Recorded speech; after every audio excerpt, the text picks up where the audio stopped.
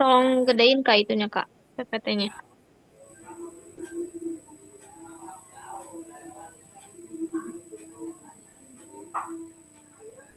Oke, mulai ya. Assalamualaikum warahmatullahi wabarakatuh. Di sini kita dari kelompok 8 akan mempresentasikan tugas akuntansi biaya yang dimana materi yang kita akan bawa adalah tentang activity based costing.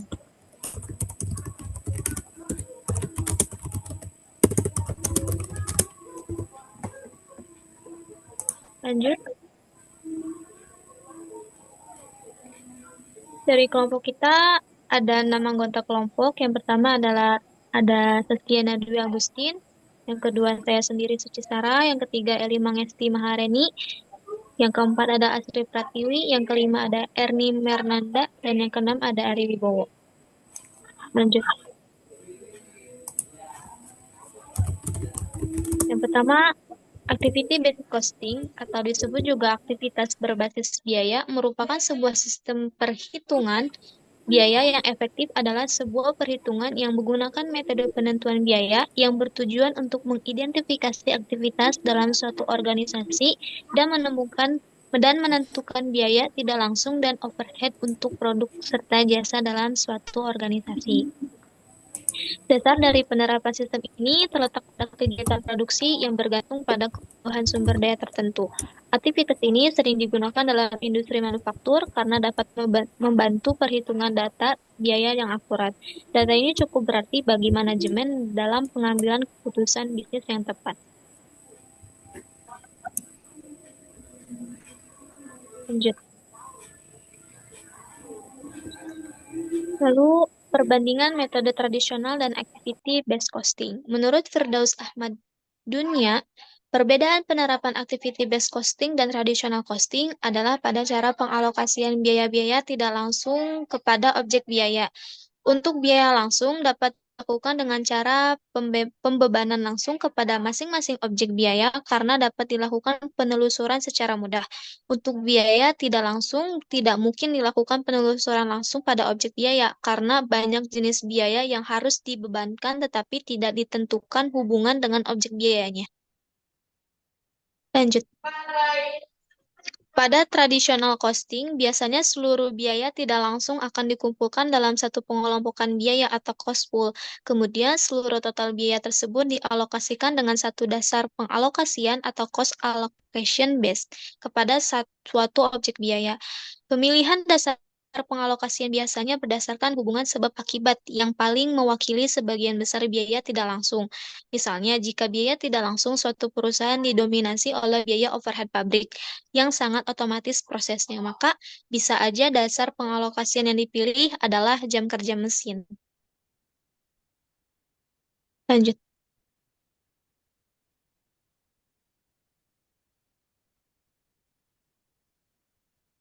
Pada activity-based costing, seluruh biaya tidak langsung akan dikumpulkan dalam beberapa pengelompokan biaya atau cost pool sesuai dengan aktivitas masing-masing yang berhubungan.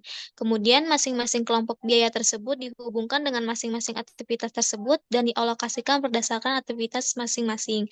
Pemilihan kelompok biaya biasanya berdasarkan aktivitas yang sesuai dengan hierarki biaya dan hampir sama kegiatannya, sedangkan untuk pemilihan dasar alokasi adalah jumlah aktivitas dan setiap kelompok biaya tersebut. Selanjutnya akan dibacakan oleh Kak Erni. Baik, untuk manfaat atau fungsi dari ABC, menurut Riwayadi, manfaat dari activity based costing yaitu satu, ABC menyajikan biaya produk yang lebih akurat dan informatif yang mengarahkan pengukuran probabilitas produk yang lebih akurat terhadap keputusan strategik terhadap harga jual, lini produk, pasar, dan pengeluaran modal. Yang kedua, ABC menyajikan pengukuran yang lebih akurat tentang biaya yang dipicu oleh aktivitas, sehingga membantu manajemen meningkatkan nilai produk dan nilai proses dengan membuat keputusan yang lebih baik tentang desain produk, pengendalian biaya secara lebih baik, dan membantu perkembangan proyek peningkatan atau value. Tiga, ABC memudahkan manajer memberikan informasi tentang biaya relevan untuk pengambilan keputusan bisnis.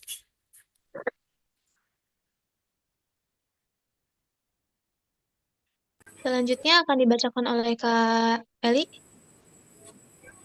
Kak Astrid.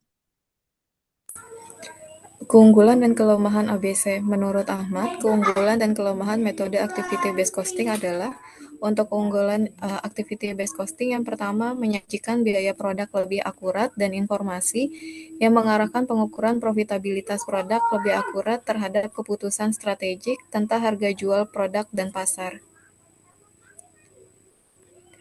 Yang kedua, pengukuran yang lebih akurat tentang biaya yang dipicu oleh aktivitas, sehingga membantu manajemen meningkatkan nilai produk atau product value dan nilai proses atau process value. Yang ketiga, memudahkan memberikan informasi tentang biaya relevan untuk pengambilan keputusan. Untuk kelemahan activity based costing, yang pertama alokasi. Beberapa biaya dialokasikan secara sembarangan karena sulitnya menemukan aktivitas biaya tersebut. Untuk contohnya, pembersihan pabrik dan pengelolaan proses produksi. Yang kedua, mengabaikan biaya. Biaya tertentu yang diabaikan dari analisis, contohnya iklan, riset, pengembangan, dan sebagainya. Yang ketiga, pengeluaran. Pengeluaran dan waktu yang dikonsumsi. Pengeluaran dan waktu yang dikonsumsi, di samping memerlukan biaya yang mahal, juga memerlukan waktu yang cukup lama. Selanjutnya akan dibacakan oleh Kak Eli. Baik, perbandingan metode tradisional dan activity based costing. Menurut Firdaus Ahmad Dunia, perbedaan penerapan activity based costing dan traditional costing adalah pada cara pengalokasian biaya-biaya tidak langsung kepada objek biaya.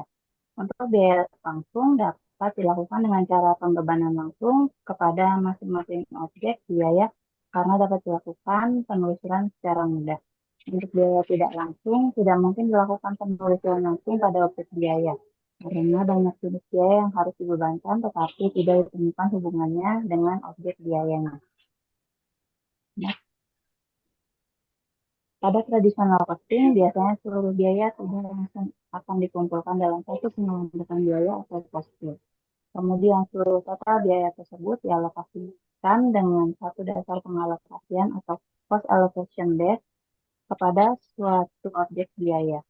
Pemilihan dasar pengalokasian biasanya berdasarkan hubungan sebab akibat yang paling mewakili sebagian besar biaya tidak langsung. Next.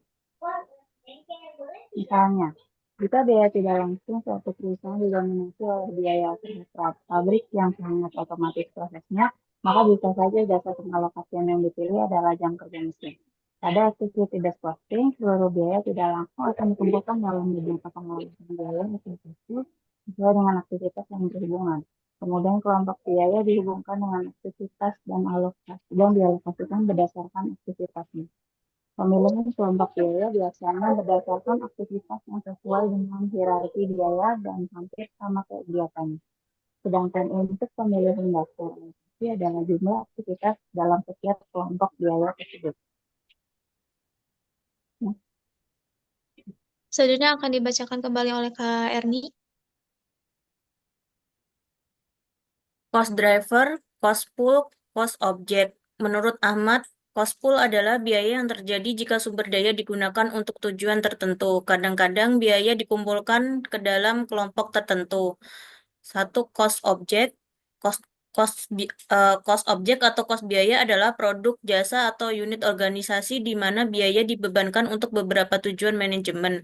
Konsep cost objek merupakan konsep yang luas. Konsep tersebut tidak hanya membatasi produk, jasa, dan departemen, departemen tetapi juga kelompok produk, jasa, departemen, pelanggan, supplier, provider, jasa telepon, dan lain-lain. Cost driver adalah pemicu biaya yang digunakan untuk menghitung biaya sumber dari setiap unit aktivitas. Kemudian setiap biaya sumber daya dibebankan ke produk atau jasa dengan mengalihkan biaya setiap aktivitas dengan kuantitas setiap aktivitas yang dikonsumsikan kepada periode tertentu. Menurut Rudianto, cost driver atau pemicu biaya adalah faktor-faktor yang menyebabkan perubahan biaya aktivitas. Cost pool adalah aktivitas tertentu di mana biaya dikelompokkan. Cost objek adalah biaya dibebankan untuk tujuan tertentu. Selanjutnya akan ada studi kasus yang akan dibacakan oleh Kak Sastiana. Baik, berikut ini akan diilustrasikan bagaimana cara menghitung atau menganalisis activity based costing. Contohnya yaitu PT Sendal Sepatu menjual dua produk yaitu sendal dan sepatu. Datanya akan disajikan sebagai berikut. Keterangan. Value produksi. Produk sendal 30.000, sepatu 90.000. Harga jualnya untuk sendal 35.000, sepatu 98.000. Biaya utama. Produk sendal 17.500 dan sepatu 49.000. Unit sendal 15.000 dan sepatu 60.000. Jam kerja langsung 7.500 dan untuk sepatu 15.000. Akuntan manajemen PT Sendal Sepatu mengidentifikasi aktivitas kos yang dianggarkan data sebagai berikut.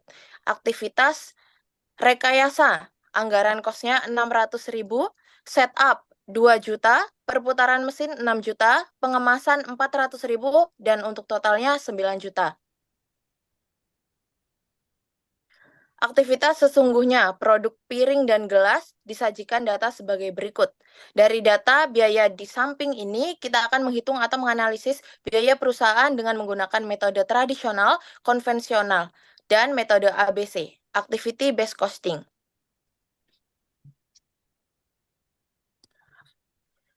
Yang pertama, menghitung biaya per unit menggunakan metode tradisional total jam kerja langsung sama dengan jam kerja langsung sendal ditambah jam kerja langsung sepatu. Sama dengan 7.500 ditambah 15.000. Didapat hasil 22.500. Sementara tarif overhead pabrik dibagi jam kerja langsung didapat 9 juta dibagi 22.500. Hasilnya 400 per JKL atau jam kerja langsung.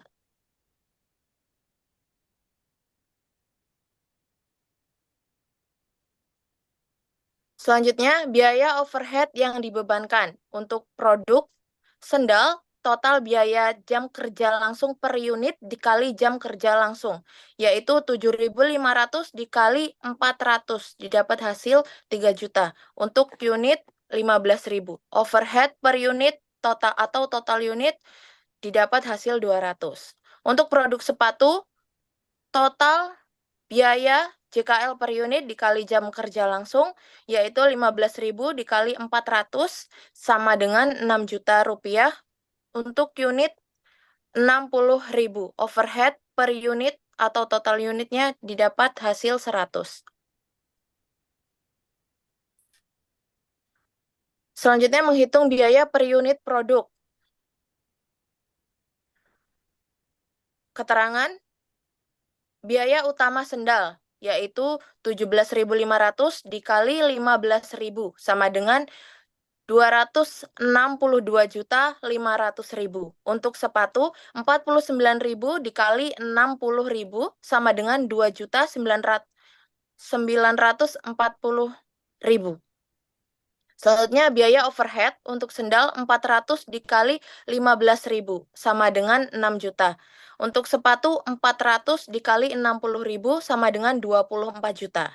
Selanjutnya, total biaya untuk sendal 262.500.000 rupiah ditambah 6 juta, sama dengan 268.500.000. Untuk sepatu 200 2 miliar.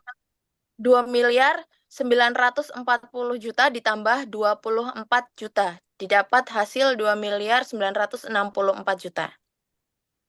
Untuk unit produksi 30.000 sendal dan sepatu 90.000. Untuk biaya unit 8.950 untuk sendal dan 32.933 untuk sepatu. Selanjutnya, menghitung biaya per unit menggunakan metode ABC, Activity Based Costing, atau menghitung tarif aktivitas. Aktivitas yang pertama, rekayasa anggaran kos, yaitu 600.000, konsumsi aktivitas 30.000, tarif aktivitas 20. Selanjutnya setup anggaran kos 2 juta, konsumsi aktivitas 2.000, tarif aktivitas 1.000. Perputaran mesin 6 juta, untuk anggaran kos, konsumsi aktivitas yaitu 300.000, tarif aktivitas 20. Pengemasan anggaran kos 400.000, konsumsi aktivitas 50.000, tarif aktivitasnya 8. Untuk ketotalan semuanya, anggaran kos yaitu 9 juta, konsumsi aktivitas 382.000 dan tarif aktivitas 1.048. Biaya overhead yang dibebankan produk sendal antara lain sebagai berikut.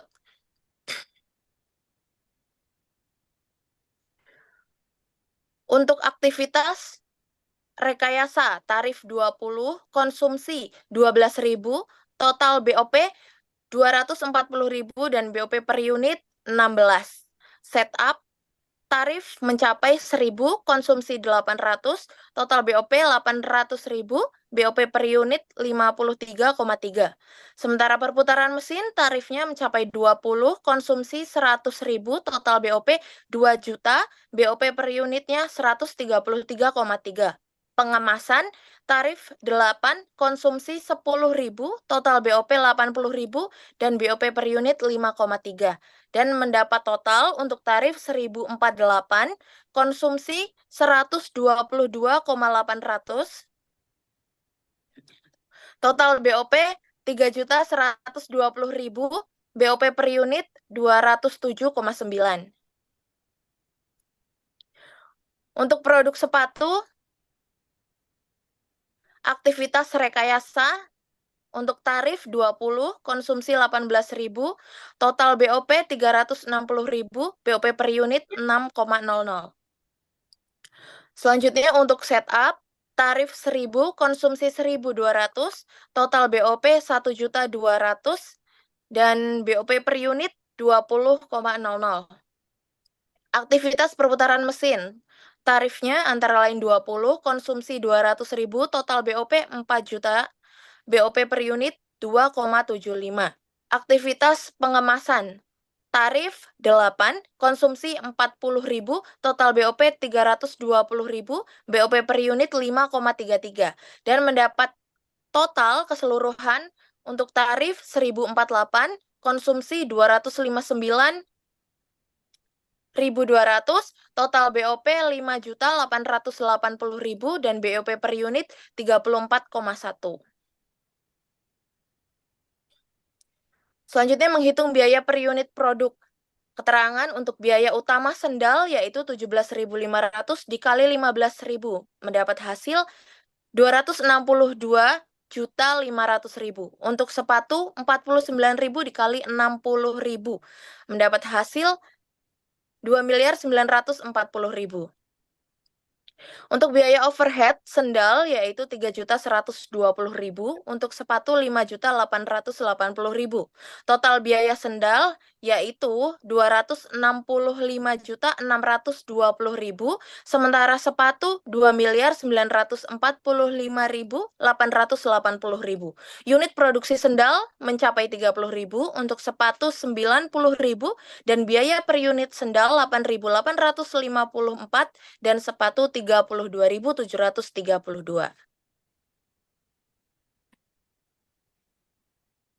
Baik, dari studi kasus yang dibacakan oleh Kak Sasti, kesimpulannya adalah metode tradisional memberikan biaya per unit sendal sebesar 8.950 dan sepatu sebesar 32.933. Sementara itu, metode ABC memberikan biaya yang lebih akurat, yakni untuk sendal sebesar 8.854 dan sepatu sebesar 32.732. Dari segi keunggulan metode ABC memperhitungkan konsumsi aktivitas secara rinci, sehingga biaya overhead bisa dialokasikan sesuai penggunaan. Metode ini dapat diterapkan dalam pengambilan keputusan seperti penetapan harga barang, efisiensi desain produk, dan alokasi sumber daya yang dibutuhkan. Dengan demikian, sebaiknya PT Sendal Sepatu disarankan menggunakan metode ABC ini. Referensi yang kita dapatkan dari artikel OCBC dan juga jurnal Jusmani Andriako Putra yang judulnya Analisis Activity Based Costing dalam Penentuan Harga Pokok Perusahaan, dan juga dari jurnal Lamrisma Emma Lilianti dengan judul Analisis Penerapan Metode Activity Based Costing dalam Menentukan Tarif Jasa Rawat Inap di RSUD Kota Prabu Mulih.